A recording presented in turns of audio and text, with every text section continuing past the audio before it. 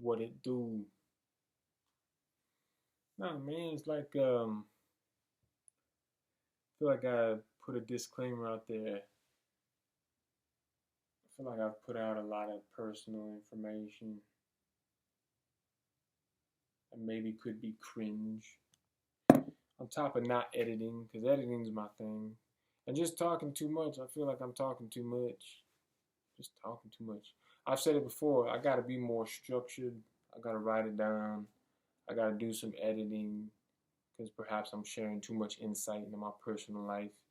And then along with talking bad about other people and uh, you know, but that's all with positive mentality too, because I'm not supposed to be talking about myself. I'm not supposed to be talking bad about other people. Um, you know,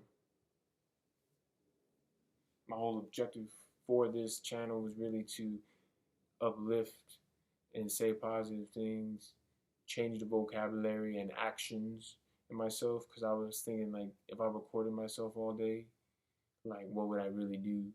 Would I be just watching YouTube, journaling, working out, and you know what I'm saying? Or would I like consciously drive myself to start being productive?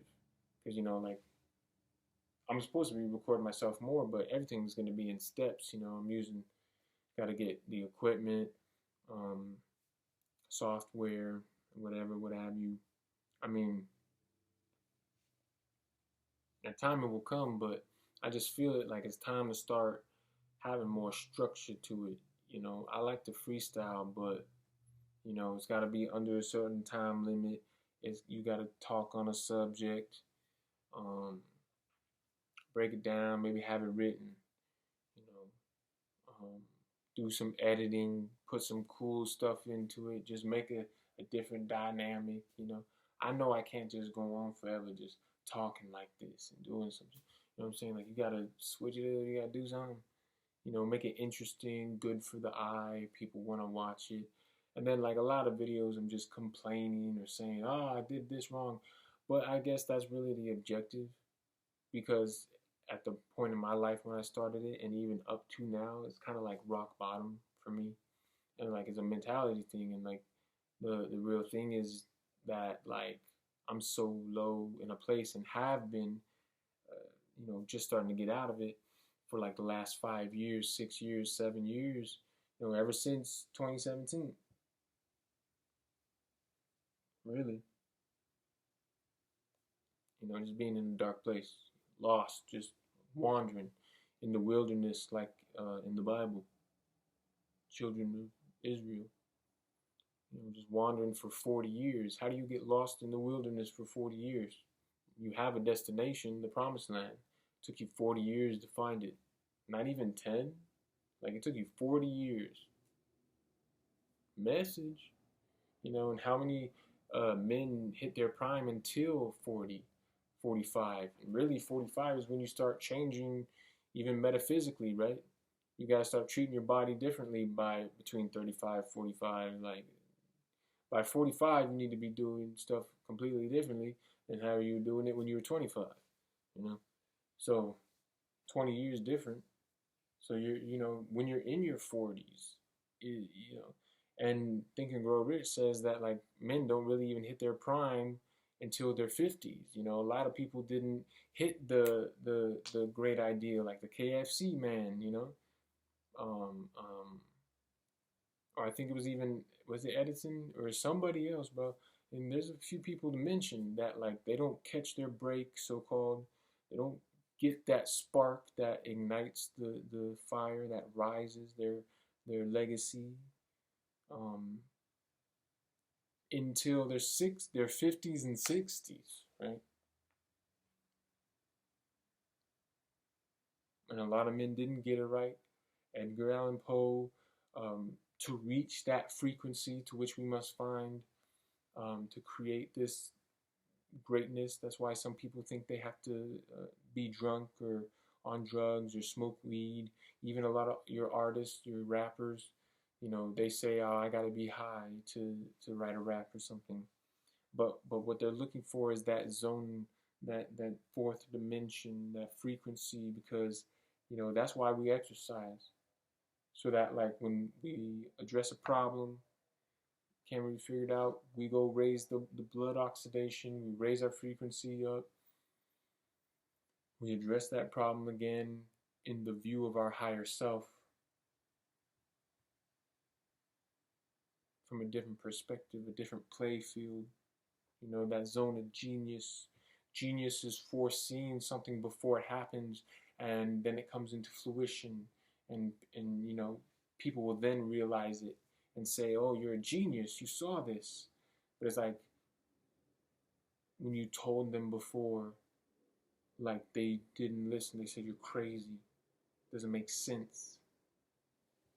Going back to examples that I had with my family, friends, and girlfriends, etc.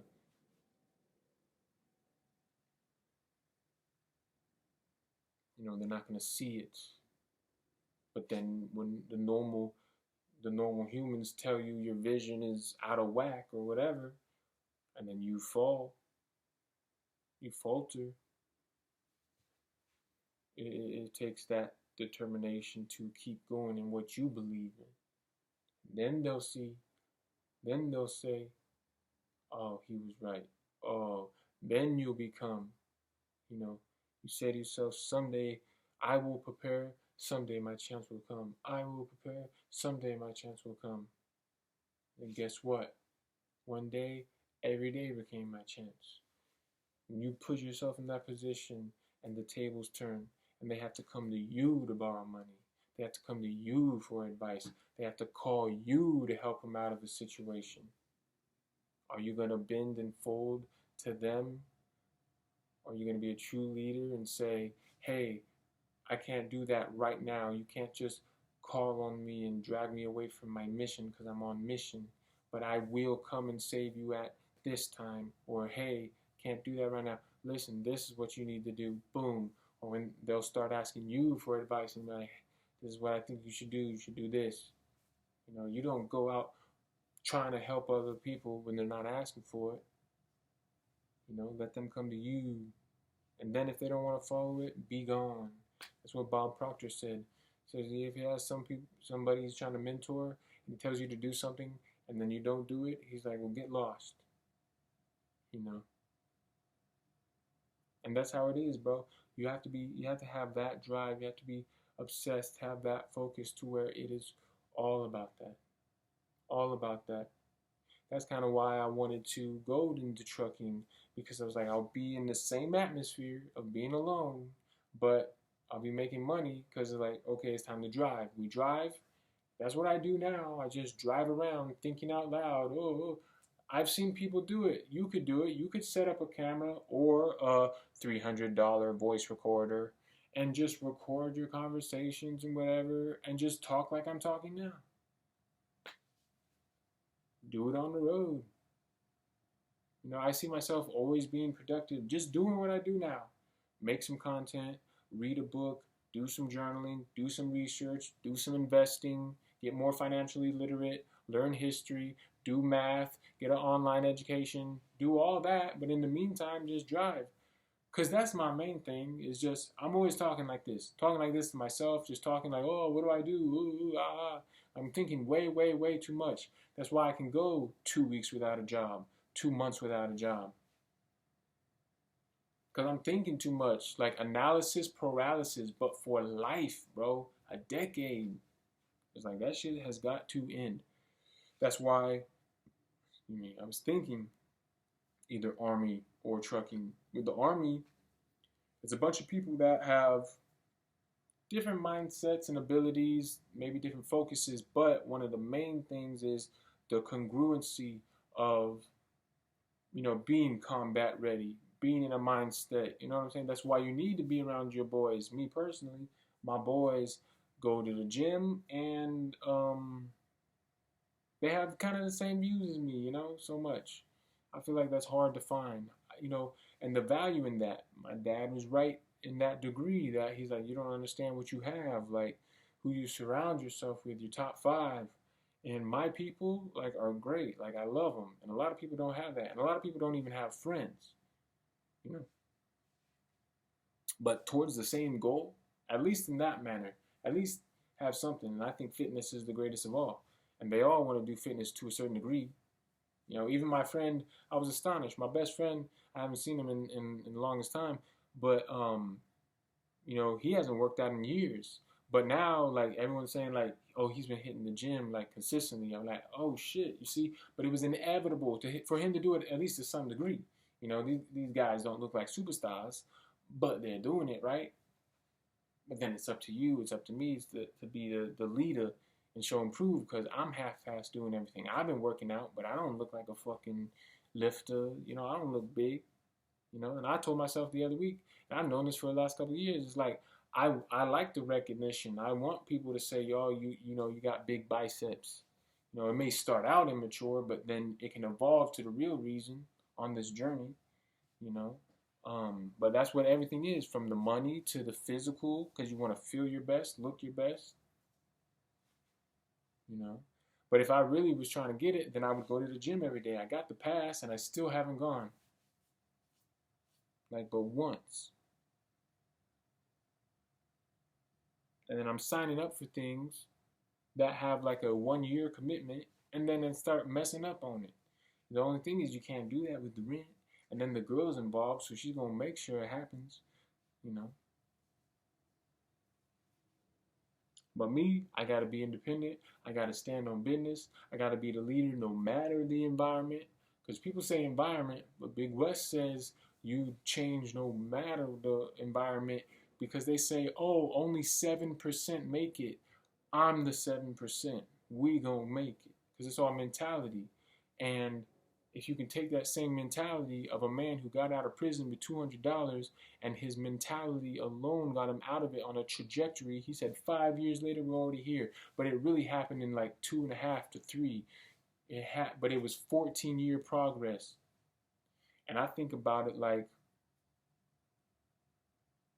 it's very interesting enough that I discovered this man when I was 25, and he went to prison when he was 25, and through it went on this spiritual journey and did it for 10 years, got out when he was 35. So I was like, think about it like that. If I'm on a journey of learning for 10 years when I was 25 and got on this self-improvement and I'm only 28, that means that it's been 4 years into a 10-year journey. And if you view it like that, and it's 100 tries until we get it right, that means, damn, the only thing that's going to stop you is your faith not applied. The only thing that's going to stop you is your own self-doubt. You know, people hate on what they gave up on, and you can be absolutely anything that you want. You're hanging around the wrong people. You need new friends. But regardless, you know where you want to be, and you're not satisfied with where you're at. You have to create this spiritual journey. For man, we are supposed to create life. Everything is simple if you break it down and stop getting so distracted, looking at social media, watching TV shows. Everything is influencing you and hypnotizing you. You're hypnotizing yourself. The language of the young people is fucked. Everyone is fucked emotionally. They wake up and check their phone first thing. Guess what's happening in Bagstan? Guess what happened with the military? Guess what's happening with this celebrity? They're influencing how you're going to feel for the day because the first 20 minutes are the most important minutes. They're going to influence the rest of your day. That's why you need to stay off your phone, wake up, have the habit of reflecting on your day beforehand, what you want to do today, grateful for life, what are you grateful for? Then you proceed to invest in yourself, you work out, you raise that blood oxidation so you raise your own frequency and bring the best version of yourself and to everybody else. So you work on yourself first. Work out, feel good. Because everyone leaves the gym feeling good. And then with the priority of investing into everybody else's life and making everybody else good. And even Zerka said if you can pretend to have a conversation with somebody who you're not getting along with at work, even to that degree, if you can think it and imagine to a metaphysical or to a state in your mind where you can literally imagine being at the dinner table and laughing with that person, just thinking that and finding one attribute, if you can find one attribute about that person that you're having a problem with that is good about them. They may be annoying, they may talk that shit, they may fucking smell bad, whatever it is, you be like, but you say that person's a good worker, you know, they do this right, you know, they're good at this. You find that one point that's good about them and you think good about them, and you'll change what they even feel, and they'll come across to you different. I put that into practice even before that, what this guy said.